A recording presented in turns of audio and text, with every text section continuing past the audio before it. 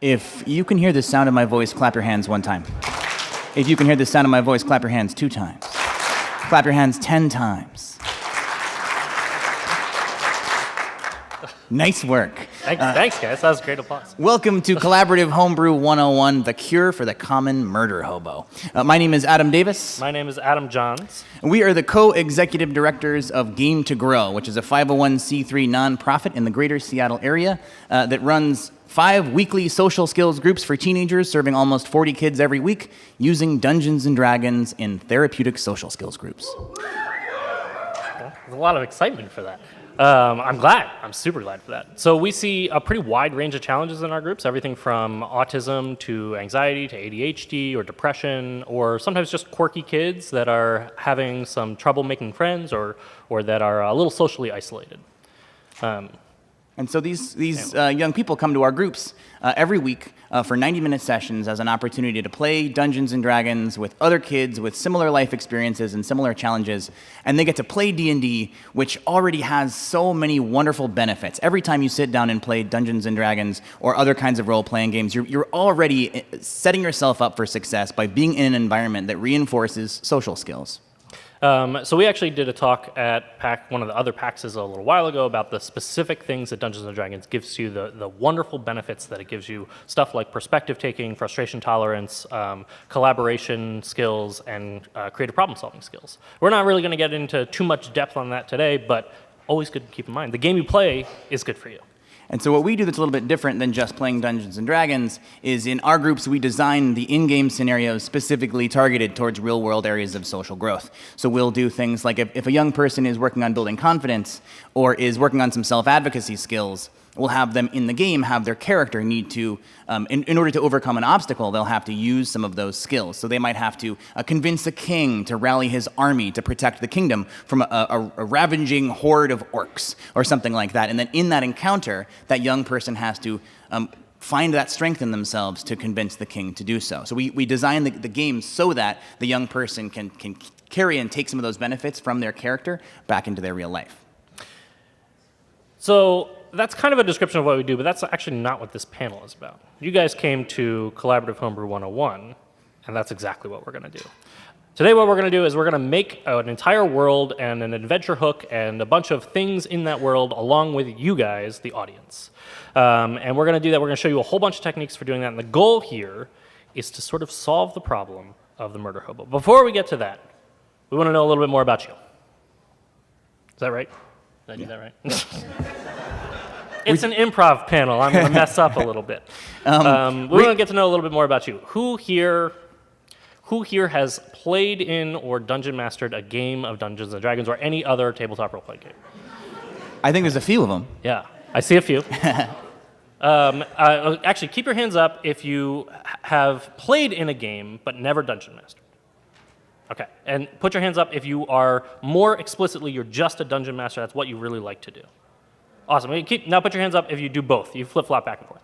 Okay, a lot of that. So we see a lot of people who are dungeon masters. And most of the skills that we're going to go over today are really dungeon master skills. They're skills to help the players at your table and for you to engage with those players at the table. So if you have played Dungeons & Dragons or any role-playing game for any amount of time, you're probably familiar with this phenomenon of the murder hobo.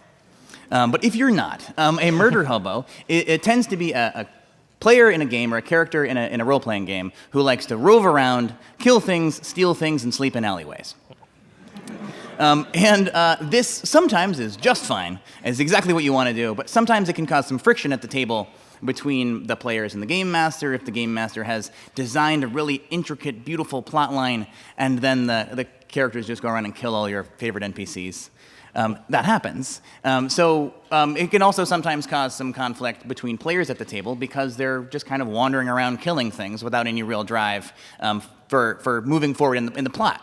So when this murder hobo phenomenon happens, it really happens for 2 main reasons. And the first reason is because the characters themselves, the players, don't care about the plot. They don't care about the story hooks that you put out there in front of them. They don't care about the NPCs. So what we're going to help you guys do today is help you help them help you by creating a world together. So we're going to do this collaboratively with the group, as an entire audience. We're going to make a map, make some adventure hooks, But before we can do that, we're going to have to sort of infuse this space with the spirit of collaboration. I'm feeling a little nervous. I don't think I feel the spirit of collaboration. I need you guys to help me feel that. So first thing I want you to do is rub your hands together like this, as fast as you can, until it starts to feel a little bit warm and maybe even uncomfortable. If you're uncomfortable, it means you're working, and that's great. So I'm going to count from 3 to 0, and when I say the word 0, I want you to hold your now hot hands out in front of you. 3, 2, 1, 0. Ooh. That's all the energy in this room right now that we're going to use to collaborate. So we do a lot of things. Before you guys got here, Adam and I were actually doing warm-ups, and we warm up before every single game that we do when we play with our participants. But we're going to teach you a warm-up right now that's a collaboration infuser. Raise your hand if you've heard of rock, paper, scissors. Oh, good. Awesome. This is not rock, paper, scissors. This is tiger, pistol, person. And in rock, paper, scissors, you're trying to defeat your opponent. In tiger, pistol, person, you're trying to win with your fellow player. So the 3, tiger, pistol, and person is tiger. Everybody do this. Everybody do pistol. And everybody do person. People are they're trying to figure out what's going on. You got to smile with it, though. So what I'm going to have you do in just a minute is find a partner. Somebody next to you, maybe, and you're going to get back-to-back like this. And then if you want to touch backs, you can. Adam and I know each other very well, so we can do this. You're going to kind of feel it out. You don't have to touch backs. You don't. That's up to you guys. When you feel the impulse, you're going to turn around. You're going to either do tiger, pistol, or person. Your goal is to do the exact same thing. You can just tell each other if you want to, but that's boring. All right, you ready? Yeah. If you do tiger, you have a play fight. That's what tigers do. It's not competitive. It's playful. If you turn around and you pistol, they're fireworks pistols. Of course. and if you turn around and you're a person, you hide 10. So what I want you to do is find a partner, somebody next to you, and play tiger, pistol, person. See how many successes you can get. You may begin.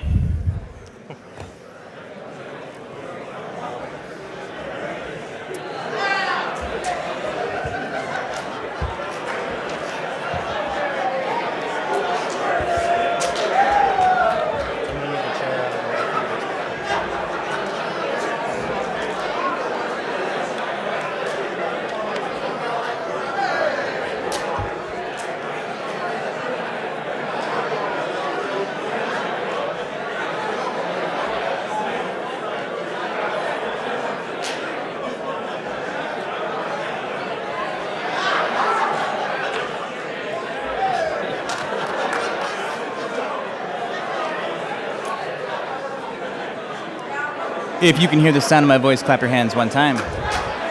If you can hear the sound of my voice, clap your hands 2 times. If you can hear the sound of my voice, clap your hands 3 times.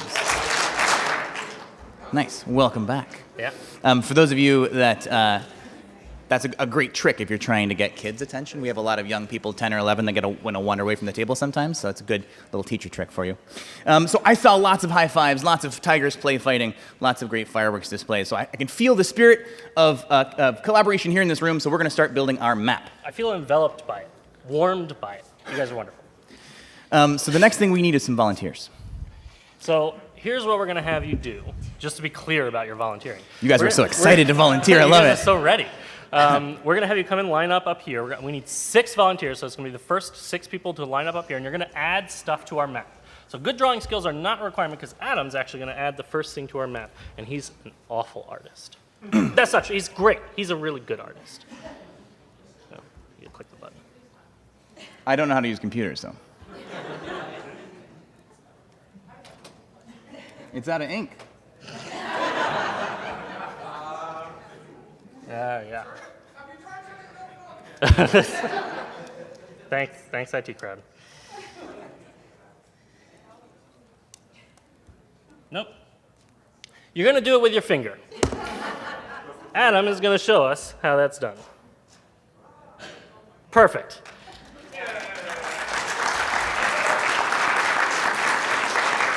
It's so good. I feel so So confident now. Thank you. As you know, it's a map. So that's maybe representative. That could be representative of a mountain. It could literally just be a big triangle with no bottom. It could be all sorts of things. That's part of the joy of this, is we're not going to define what that is. So it might be one mountain. It could be a mountain range. It could be all sorts of stuff. It could be a pyramid. Who knows? Yeah. So we need 6 volunteers. So the first 6 people to come up here and line up at this bottom of the stairs. This is just... Aha! I got the pen working. All right, you ready? Okay. You can be 7. It's okay. Yeah, you can be 7. You're welcome. Come on up. Awesome. You guys should clap for everybody who draws something. Yeah.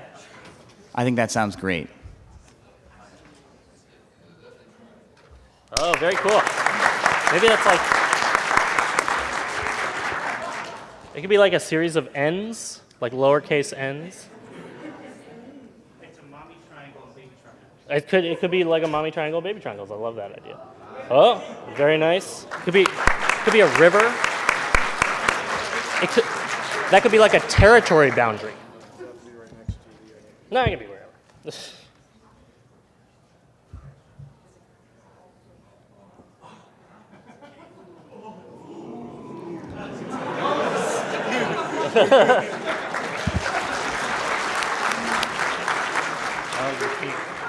That got an ooh. I know. I'm very impressed. I want to know what's in that cave. Yeah. Ah.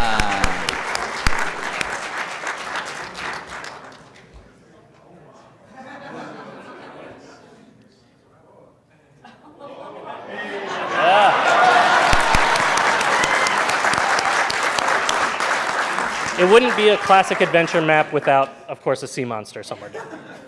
Or possibly like a rock. Oh, yeah. Very cool. Awesome. You don't need to know. That's the joy of this. So when these things were drawn, I already heard so many great responses to that cave. There's so many exciting things. We already want to explore this intricate world. What is that triangle? What are the little things underneath it? I don't know. Let's go explore it. So the next thing that we're going to do is we're going to come up with some gossip about this map. We need names. Oh, yeah. We need to name some stuff. Yeah.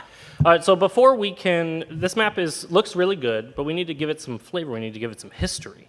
So we're going to name some things on this map. So first, we're actually going to name this mountain that Adam drew, and we're going to call it Mount something.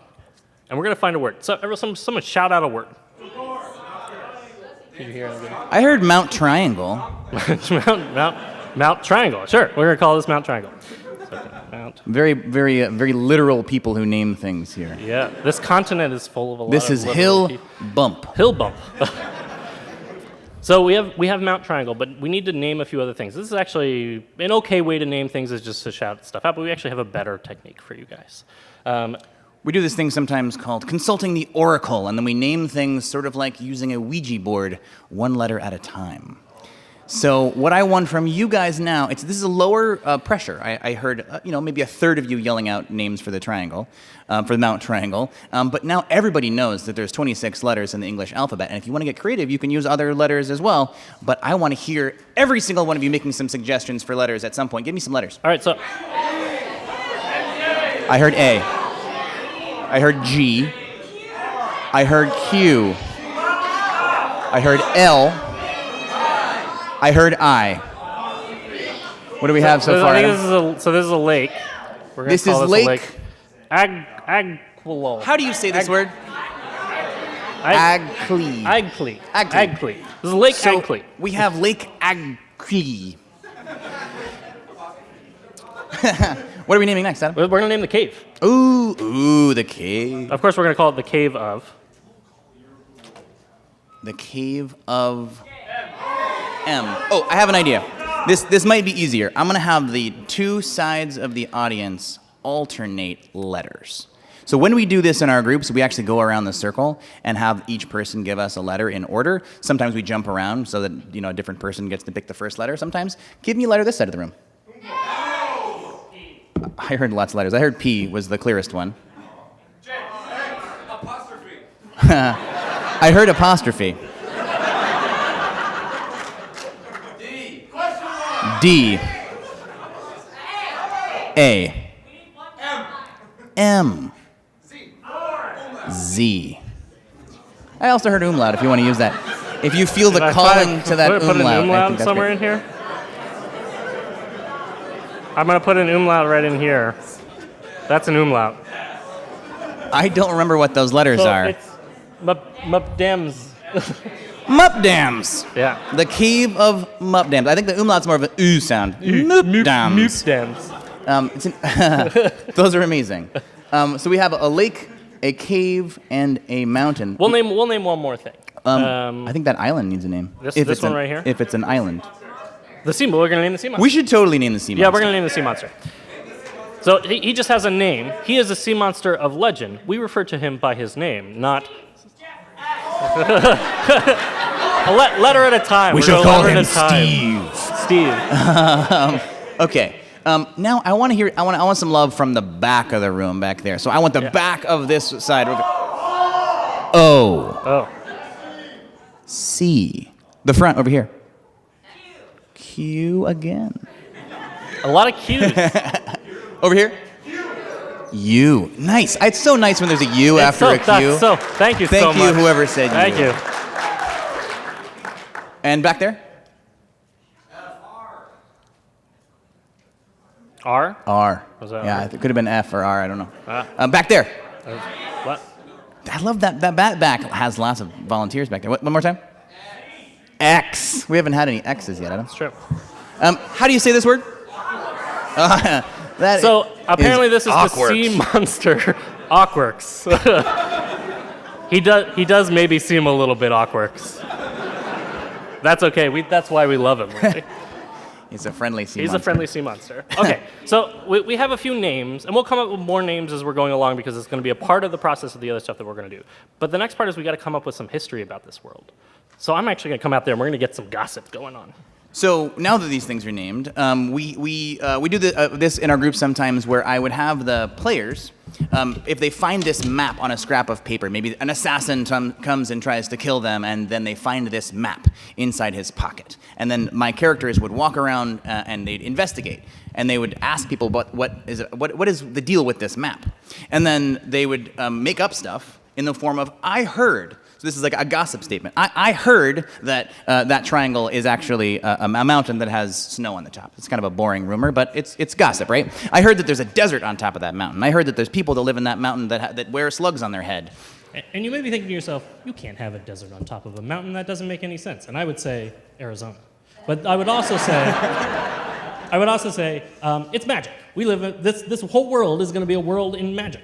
And so it can have all sorts of crazy stuff that is going on that exists because magic. In fact, as a general rule, as a dungeon master, if you ever have a player who says, that doesn't make any sense, you can say, Magic. So here's what we're going to do. We're going to create some gossip. If you have a statement that would start with, I heard, a piece of gossip that we can have, raise your hand. So I heard down at the mill that sea monster will grant you a wish. The sea monster can grant you a wish. Perfect. Another one. I heard that in the cave of Mop Dams, there's a dragon that grows smaller as it gets older. Ooh, I think that's especially good. I wonder how old it is.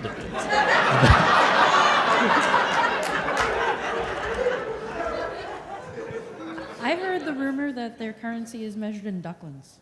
Oh, the currency, maybe the whole continent is measured in ducklings. How many ducklings do you have? I didn't hear that one, Adam. What was The that? currency of the continent is measured in ducklings. Yeah. Oh gosh. Butterfinger. That's a little bit of sneak preview to what's going on next. I'm gonna go way back here. I've heard children are a delicacy. Oh. That got a great Children- reaction, but I don't know what it was. I've heard children are a delicacy. we might have found the murder hobo. That's How do you know? Okay, one last world rumor. I'm gonna grab something way up here. I heard that the cave is actually a giant's ear. The cave is actually a giant's ear. with a tiny dragon. Wait, oh, is the dragon whispering? into the giant's ear. Maybe Just, the giant's awkwardly. telling him- really awkwardly. It's an earworm. I That's love it. spectacular. That's spectacular. So, after we go through the process of coming up with some gossip about the world, so now we have a world with some history in it. So now the next thing we would do is we would create rumors. I accidentally tapped down. Rumors are the next phase in this process. This is where you actually are going to come up with potential adventure hooks for your participants to have. So the next set of volunteers we actually want you to come up here and sit up here on stage and go through the rumor process with us. So raise your hand if you would like to be one of those 4 volunteers. Adam, will you select those people? Oh, I got to select the people. Oh, jeez. We'll pick somebody up front, you right there, and somebody in the back with the blue hair, So when you come up, take one of those 2 seats, and you in the red. and we'll fill Trying in to this get a way. good spread. Is that 4 people? I think I picked 4 people. Yeah, awesome. So, here, the idea of the rumor system actually came from a couple of friends of mine, Zach and Bobby, to give them full credit. And the concept here, what you're really trying to get is you're trying to get the buy-in from your players. You're trying to get motivation. You're trying to get them to want to be a part of this world. And they're going to tell you exactly what they want to see in the world through the rumor system. So all rumors, and this is kind of true for all quests in any game, all rumors contain 3 things. They contain a thing that's happening in a place, and there's some reason we care about it. There's some motivating factor to that. Can you just hit enter? And then, nope, that was the wrong one. That's fine. It's a thing in a place, and there's a reason we care about it. So what I'm going to have each of you guys write down is from the perspective of a possible character. It could be a character that you play in a campaign. It could be the character that you just made up right now. You're going to make a rumor. This is like a rumor that your character went off into a tavern to find. It was a rumor that your character heard while they were traveling around. And that rumor can have this very basic frame. The frame is a bad thing is happening in a place, and there's a reason why we care. The place can be a place on our map that we've already made, or it could be a place that doesn't yet exist on our map. We could add cities all over the place. We haven't added any towns or any cities to our map, so you get to come up with those things. And what we're going to do is we're going to take those rumors and we're all going to vote on them. You as adventurers are sitting down in the tavern and you're going to decide which one of these sounds like the most interesting adventure that we're going to go on. And so you're going to vote. But you're going to write them down and we're going to vote on them anonymously. So when you have an idea for a rumor, a bad thing that is happening in a place, and there's a reason why we care, go ahead and write it down on your note card, and then we're going to read those off, and we're going to vote on them. So this is a way for you to find out what's going to actually motivate your players, because they're writing down a rumor that is something this is something you can tell them. This is something that's going to drive you to want to pursue this plot. So you want to have this conversation with them very openly. This is so that we can all be on the same page about having fun together. So I want to know what's going to motivate you guys. I don't want to have to try again and again and again and throw things at the wall to see what sticks. I want to know what you guys are excited about. Some the pillars of role playing, sometimes they really want a lot of combat. They can let you know by having a rumor that has lots of things they have to kill. If you actually want to have a rumor that lets them murder Hobo, that's totally fine too. Everyone in this town has like mind control bugs inside their brains, and the only way to cleanse it is to smash everybody on the head. And then you just gave them a license to kill everyone in the town. Ultimately, what you're looking for here, the most important piece of this, is the reason. Because maybe your players are motivated by gold. Maybe the reason they put down is there's a king offering a tremendous ransom for the princess that might be in another castle. Maybe the motivation that they put down is powerful magic weapons. Maybe the motivation they put down is you shouldn't need any motivation because children shouldn't be a delicacy.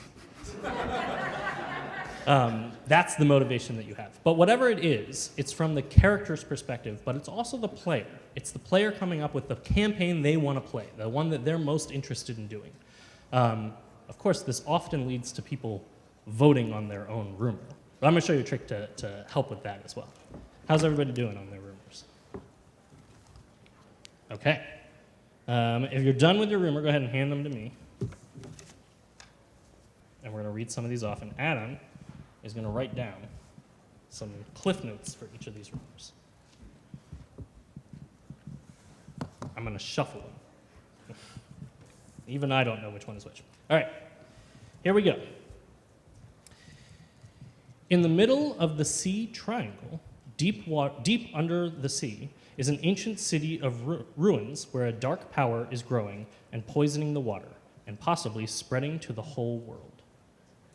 All right, so I'm going to read it again.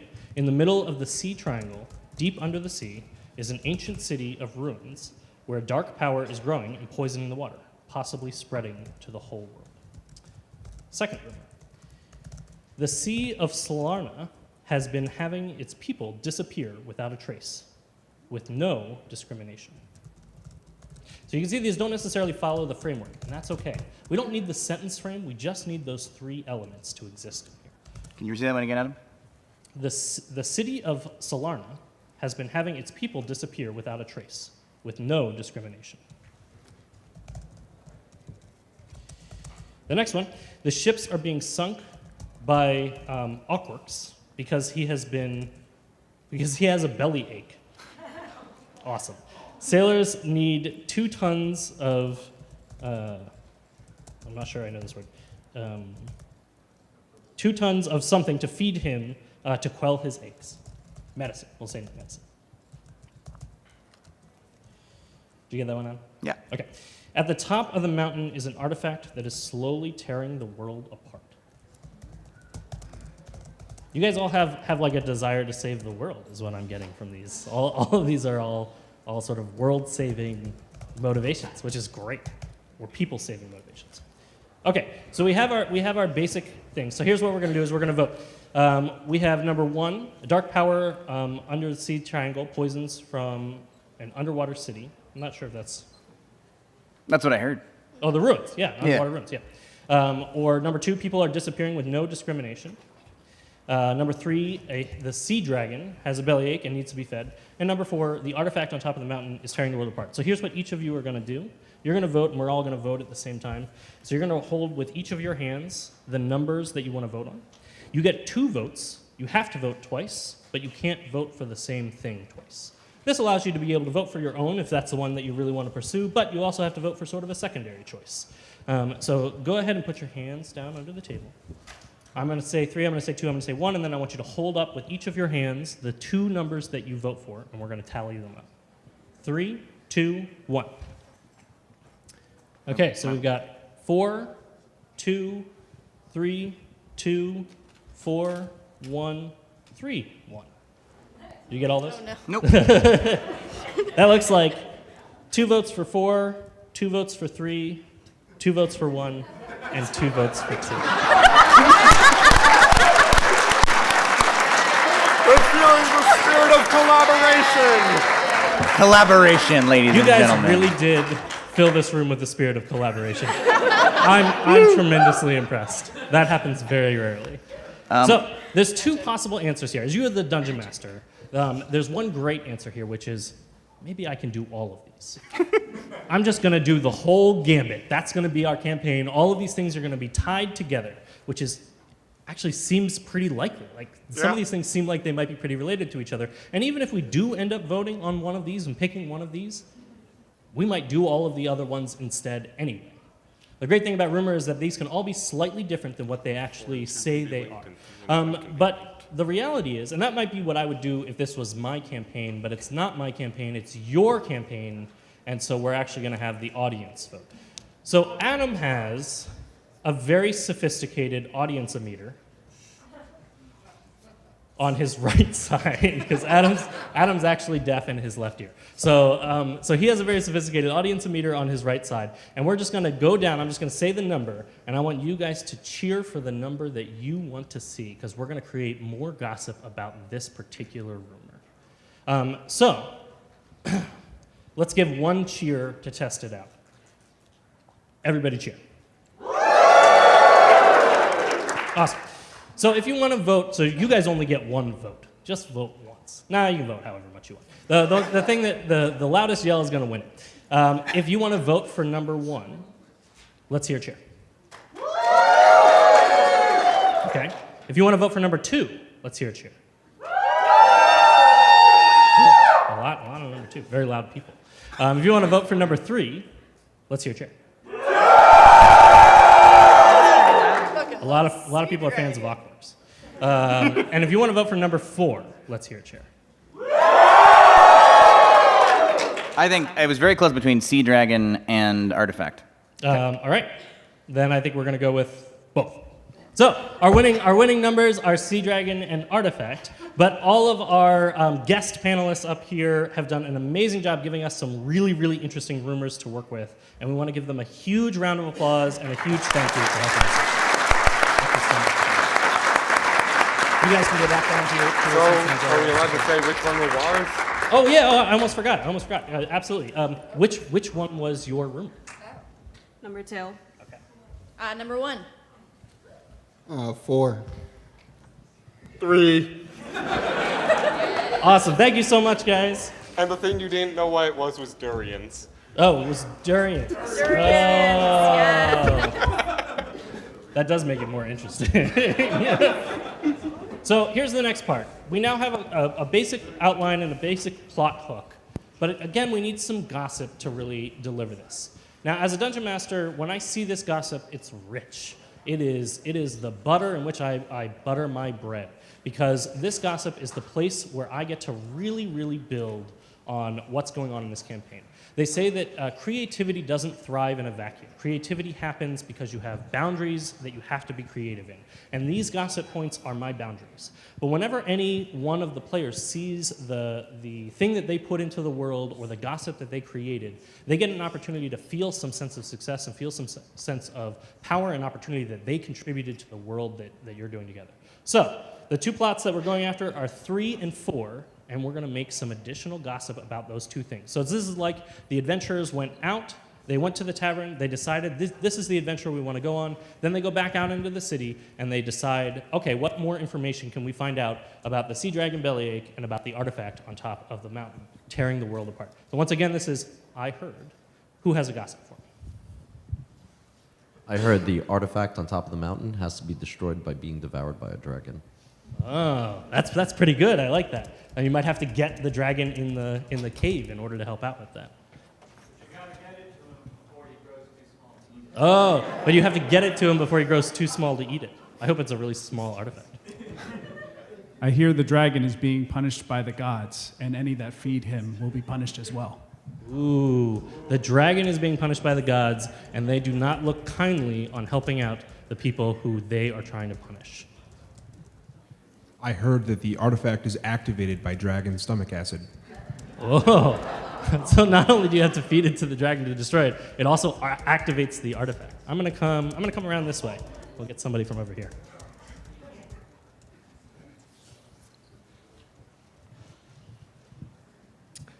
I heard that the evil spot in the middle of the ocean is actually a portal from where the dragon came from a different world. Oh, okay. So the spot where the not Triforce is actually the portal where the dragon came into the world from somewhere else, from another dimension, maybe. Let's grab one more, I think, and then we'll move on. I heard that the sea monster was actually a human that was punished by the gods and turned into a sea monster. Oh, it's good, and it's building on our previous rumor. The sea monster used to be a human, and as their punishment by the gods, they were turned into the sea monster Awkwards, which also kind of makes sense that that's why they're so awkward. Perfect. Adam, is that a good amount of gossip? Should we? That's fantastic. So then, now at this point, if the player's rumor wasn't chosen, sometimes there's a sadness there because you didn't get your idea into the game.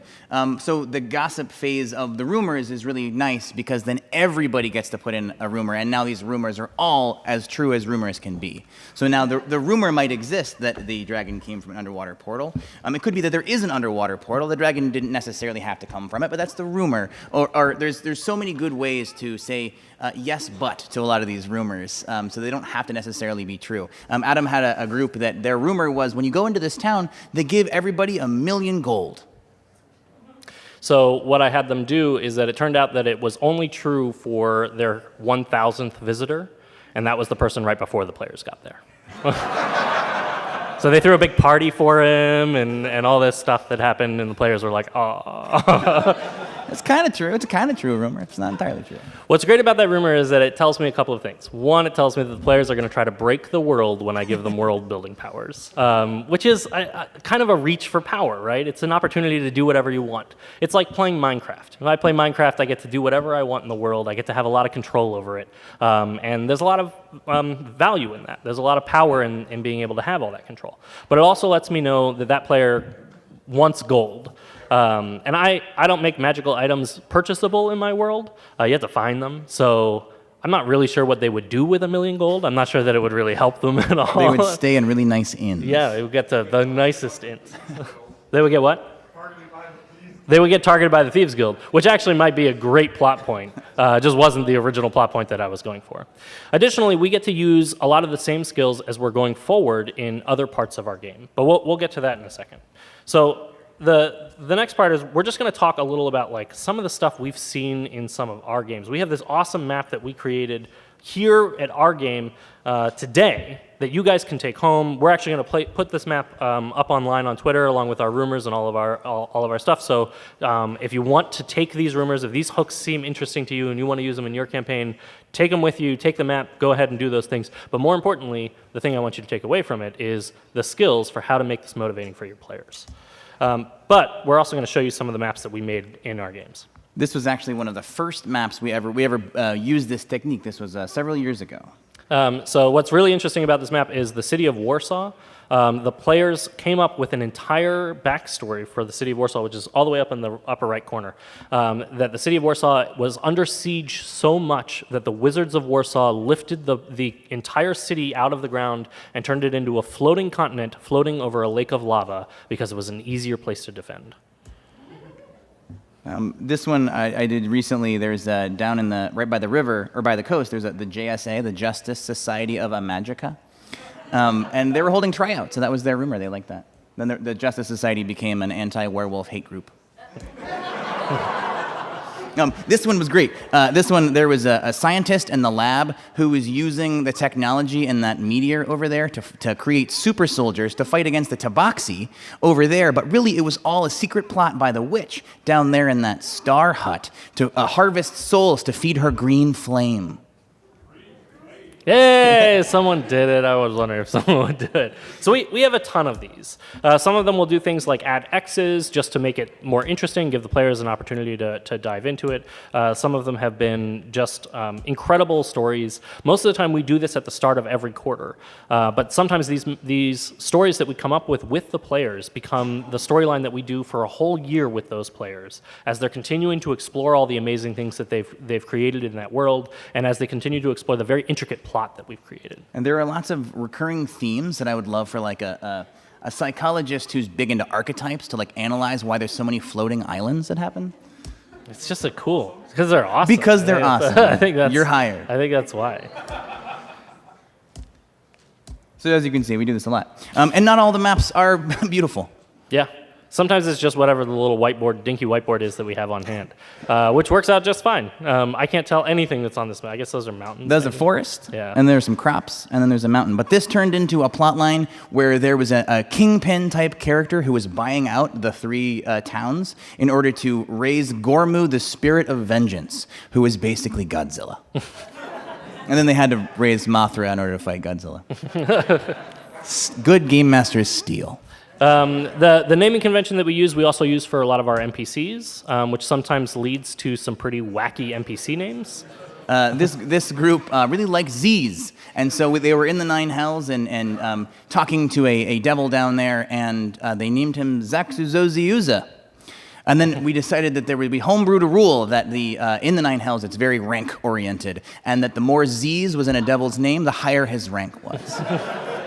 So actually, when they helped him out, that they had to help him to get out of the Nine Hells, they watched him. His name tag grew an extra syllable with an extra Z on it. But then there's another trick where we talked earlier that one of the reasons that players like to go around murder hoboing is because they don't care about the plot. One of the other reasons why this happens is because of a quest for power, a desire to feel powerful, and you never feel more powerful in the game than when you steal things, kill things, and then don't care where you sleep. one other way that we have our players participate is they get to help create the world. So they name NPCs. In this case, what you're seeing here is I had them give me 3 shapes, because the Zaxuzoziuza told them about this guy wearing a strange insignia on his chest who was randomly opening portals to strange and distant lands. And they told me there was a flower, a triangle, and a circle. And so this is what we drew. And this became the anchor point for the Kukintaklani, the Moon Bloom clan, who was trying to resurrect an ancient dead spider god. And it all came from these 3 shapes that they drew. What this did was that it made the players feel like they had input. It made them feel like they were powerful, and it made them feel like they impacted the world.